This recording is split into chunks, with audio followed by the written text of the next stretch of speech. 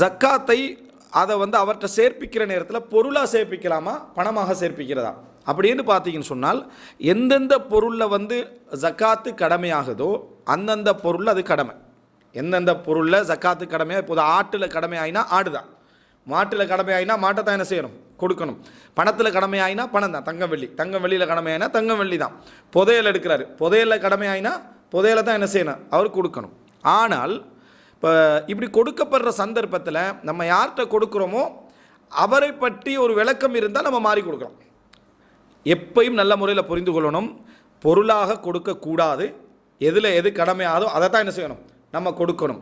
எங்கள்கிட்ட ஒரு பழக்கம் ஒன்று என்னன்னு சொன்னால், பொருளாக பணமாக கொடுக்கணும் இடத்துல பொருளாக கொடுத்தா என்னென்னு கேட்குறது, பொருளாக கொடுக்கணும் இடத்துல பணமாக கொடுத்தா என்னென்னு கேட்குறது. உதாரணமாக ஃபித்ரா கொடுக்கலான்னு வருது, அங்கே என்ன ரிசர்ச் பண்ணுறேன்னு சொன்னால், அப்போ பணமாக கொடுத்தா என்ன, ஃபித்ராவை மக்களுக்கு அதுதானே பிரயோசனமாக இருக்குன்றது. பாருங்கள் எப்படி என்று, ரமதானில் அரிசெல்லாம் பணமாக கொடுத்தா தானே கொஞ்சம் பிரயோசனமாக இருக்கும் அப்படின்னு சொல்லுவாங்க. ஜக்காத்து வந்த உடனேயே மக்கள்கிட்ட பணத்தாக கொடுக்குறதுல பொருளாக கொடுத்தா தானே பிரயோசனமாக இருக்குன்னு எப்படி இருக்கு. அந்தந்த இடத்துல என்னது, அந்தந்த இது அது ரெண்டுமே கொஞ்சம் காலத்துக்குள்ளே வராது. இது ரமதான், ஷவ்வால், அதாவது அது கொஞ்சம் அந்த ரமதான் இதை ஆரம்பத்தில் ரமதானுடைய ஆரம்பத்தில் ஜக்காத்தை கொடுத்துட்டு ரமதானுடைய கடைசியில் என்ன செய்கிறோம், அதாவது ஃபித்ரா கொடுத்துரும். இதுக்குள்ளே மாற்றம்.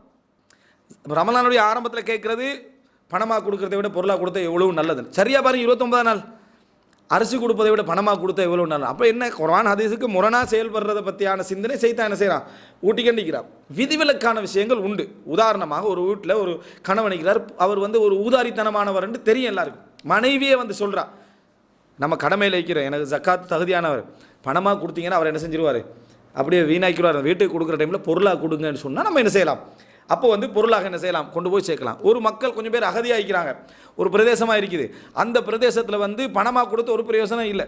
உதாரணமாக அகதிகளாக, சிரியா மக்கள் போன்ற அகதிகளாக இருக்கக்கூடியவங்கள்ட்ட அவங்களுக்கு பொருள் தான் போய் சேரணும், அவங்க அகதி முகாம் விட்டு வெளியே என்ன செய்யலாம், போக முடியாது. அப்போ நம்ம ஜக்காத்தை கொண்டு போய் என்ன பொருளாக கொண்டு போய் சேர்த்தா அப்போ என்ன செய்யலாம், கொண்டு போய் சேர்க்கலாம். ஒரு வீட்டில் உள்ள ஒரு சுகீனமானவராக ஒருத்தர் இருக்கிறாரு, அவரை பராமரிக்கிறதுக்கான தேவைகள் அதெல்லாம் பொருளாக கொண்டு கேட்குறாங்க, அப்போ நம்ம என்ன செய்யலாம், கொடுக்கலாம். இது ஓகே.